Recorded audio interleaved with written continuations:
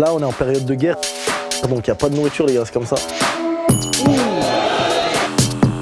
Même si c'est quelqu'un de gentil, c'est quelqu'un qui, dans la cage, est assez vicieux.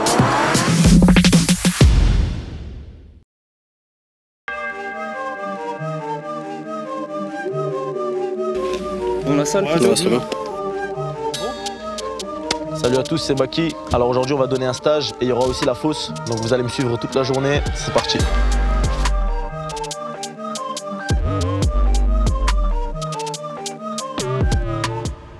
Il y a un stage pour les débutants et un pour les confirmés. Et entre deux, il y a un événement qui s'appelle la fosse. C'est un événement de MMA où il y a des combattants amateurs qui peuvent venir prouver leur valeur pour espérer remporter leur ticket d'entrée pour le PEF, qui est une organisation amateur ici à Lille. Je viens ici sur un jour qui est mon jour de repos. C'est pas vraiment un problème parce que moi je suis dans une diète qui est quand même assez compliquée. Donc je me dis en vrai, ça me permet aussi de penser un peu à autre chose. On connaît Ilian Boafia qui a combattu récemment Dana White Contenders. Et celui qui organise le stage, du coup, c'est son frère Soheb. Bon, vous connaissez tous Baki, c'est un peu pour ça que vous êtes venus. On va faire un stage entre 1 heure et 1 heure et demie. À la différence du stage compétiteur, on est dans le stage loisir où il y aura moins de... On sera moins dans l'impact ou moins dans l'opposition.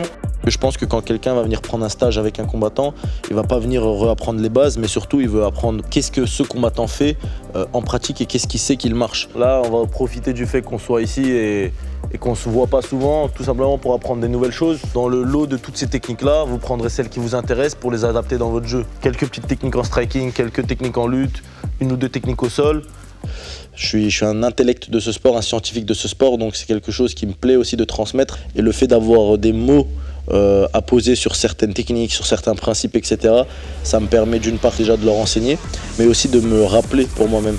C'est toujours bon. Je pense que Romain il vous a déjà un peu échauffé. On va continuer, on va faire un peu de shadow. Vu qu'on est beaucoup, on va essayer d'éviter un peu les déplacements dans le shadow.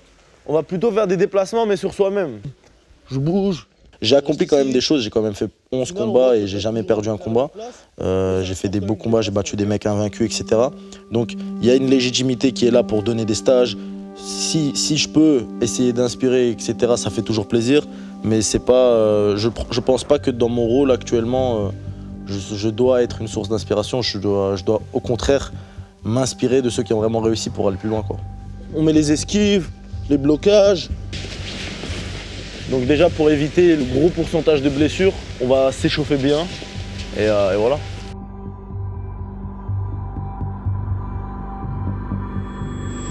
Ok les gars, on va se mettre par deux. Donc là pour commencer, on va faire une technique qui est simple. On va envoyer du jab. Je veux que dans le jab, on travaille avec un déplacement à chaque fois. Mon père et mes grands frères, ils m'ont fait baigner là-dedans. Ils m'ont toujours inculqué l'art du combat et l'art d'être plus fort que les autres en termes de combat, etc. Tout ça, c'est un et même coup, mais qui sont utilisés de manière différente. Il y a un truc en nous, quand on voit un autre homme qui a l'air d'être en forme, etc. Ce truc de est-ce que lui je peux le battre, est-ce que lui je peux le battre, c'est quelque chose vraiment qui tourne en rond dans ma tête, devenir le meilleur, quoi. Vous voyez souvent dans les combats que les mecs ils font ça, ils s'affrontent mais ils se tapent pas tout de suite. Ils sont là, ils font des trucs comme ça, ils bougent, etc. Pourquoi ils font ça? Les deux ils sont déjà dans la cage, le rendez-vous il est donné, on a signé, c'est autorisé qu'on se batte tout de suite. Pourtant les mecs ils se tapent pas dessus tout de suite. Pourquoi? Tout simplement parce qu'il y a cette phase d'analyse. On étudie les réactions de l'adversaire. C'est parti les gars.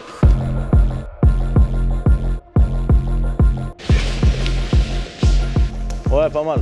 Relâche encore le jab. Je te laisse commencer, vas-y.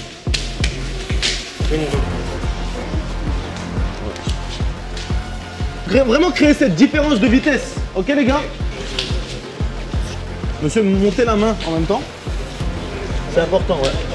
Les gars, n'oubliez pas de garder l'autre main levée, hein, parce que quand vous allez travailler avec le jab, si vous restez comme ça, l'autre il peut vous contrer même avec un crochet, c'est dangereux. C'est super enrichissant, parce que techniquement on a toujours besoin d'en apprendre, et là d'apprendre des nouvelles techniques d'un grand combattant, c'est que du bénéf, ouais. Je suis venu plus pour apprendre sa lutte, parce qu'on connaît Baki, on sait qu'il est très fort en lutte, et comme là on apprend son single leg, il m'a bien expliqué comment amener, maintenant j'y arrive. Ouais, c'est mieux, pas mal. C'est bien. Baki, Jordan Zebo, 18 octobre. Tu vois quel prono? Baki direct. Jordan Zebo, il est très bon aussi, hein. Mais voilà, je vois Baki. Jordan, t'es mort.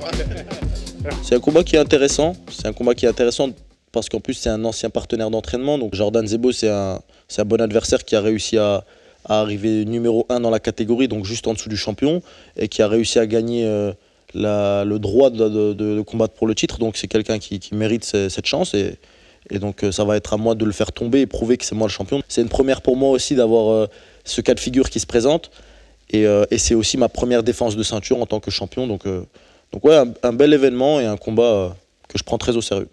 Toute l'énergie que vous avez accumulée dans votre transfert, si vous levez le pied au moment de frapper, elle sort. Ok? Donc c'est important de rester ancré. Gardez vos jambes au sol, surtout sur les coups du genre droite, crochet. On se baisse un peu et boum boum. On garde vraiment nos jambes sur le sol. C'est de là qu'elle vient l'énergie. Allez, continuez les gars. Le combat c'est dur, hein, tu sais jamais ce que ça va donner au final. T'as beau être le meilleur, t'entraîner avec les meilleurs, tu sais jamais ce que ça donne un combat, donc faut être prêt. Non, je souhaite le meilleur. Après voilà, je pense qu'il est bien préparé et bien soutenu, et donc voilà.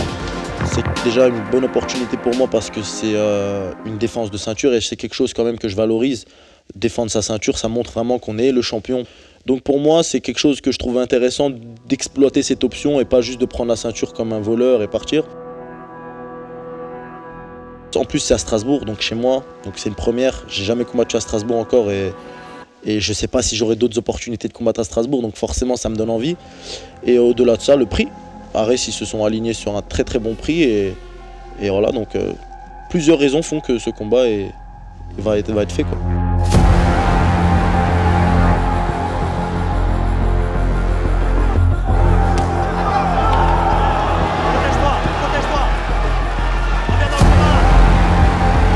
Personnellement, je pense que Jordan va essayer de jouer la carte de la surprise plutôt que de rester comme il était avant, à l'époque en tout cas. Je pense que ce qui s'est passé, c'est que moi j'ai aussi d'autres cartes dans ma poche, quoi.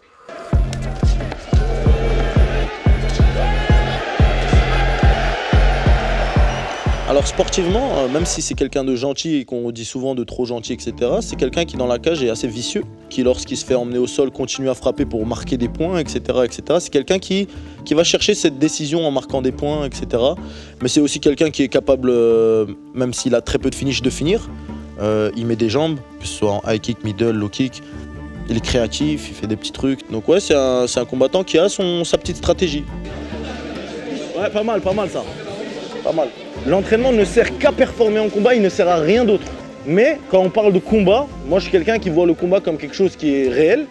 Je suis pas là dans l'optique de voir le combat comme quelque chose qui est là pour dépenser des calories ou quoi. Pour ça, je pense qu'il y a énormément d'autres options, énormément d'autres sports plus marrants, moins dangereux. Avant d'être un sport, le MMA c'est du combat. Et le combat c'est quelque chose qui est violent et c'est une réalité. Il faut voir les choses telles qu'elles sont. Ouais, c'est pas mal. Là ça va être le début de la fosse. Je sais pas s'il y a des participants ici ou si vous allez regarder. Merci d'être venu, ça fait plaisir. Je sais pas si du coup il y a des participants de la fosse. Il y en a ici ou pas? Non, que des gens pour le stage, ça marche. Bah vas-y les gars, à la prochaine. Et merci encore.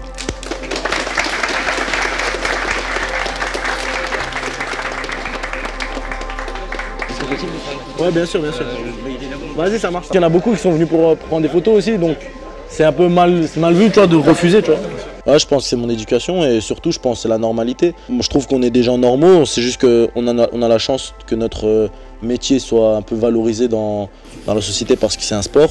Mais je ne me trouve pas supérieur à quelqu'un qui, par exemple, va aller travailler au chantier, quelqu'un qui va, je sais pas, étudier dans un domaine précis. Je vois pas pourquoi je refuserais de prendre une photo avec quelqu'un si ça lui fait plaisir. Et c'est bien que vous êtes venu parce que ça va donner au club envie de ramener Baki pour des stages, je pense.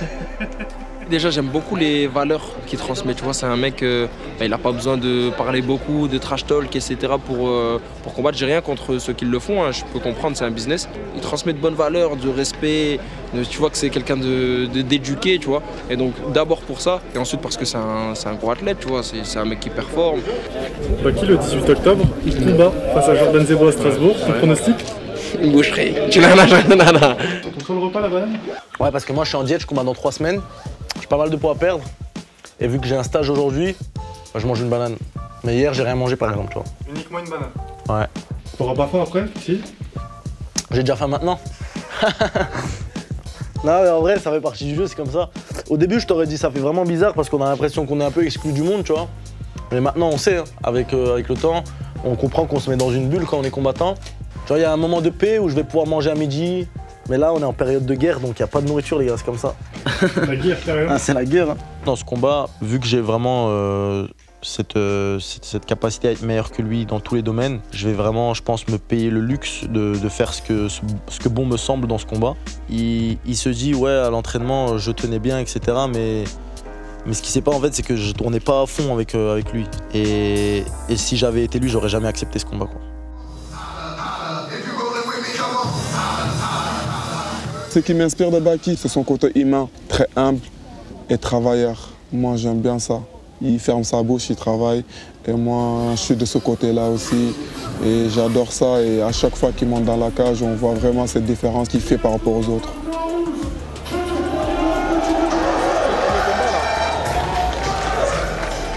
Bah, l'image Baki, moi, je pense, c'est aussi naturel. Hein.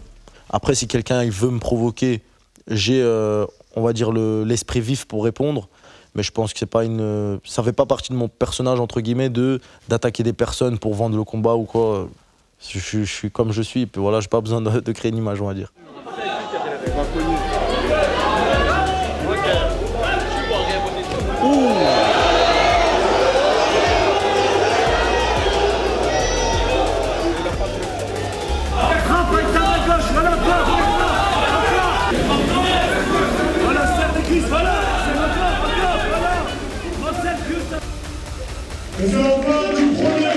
Ah, c'est lui qui prend. Mais si on doit parler sur ce que j'ai prévu, en tout cas, peut-être ouais, une victoire dans le premier ou le deuxième. Je pense que ce sera une belle victoire de ma part. Et le grand bleu, Marcel. Ouais, j'espère que Jordan, tu seras prêt. Moi, je m'entraîne bien, je serai totalement prêt. Et voilà.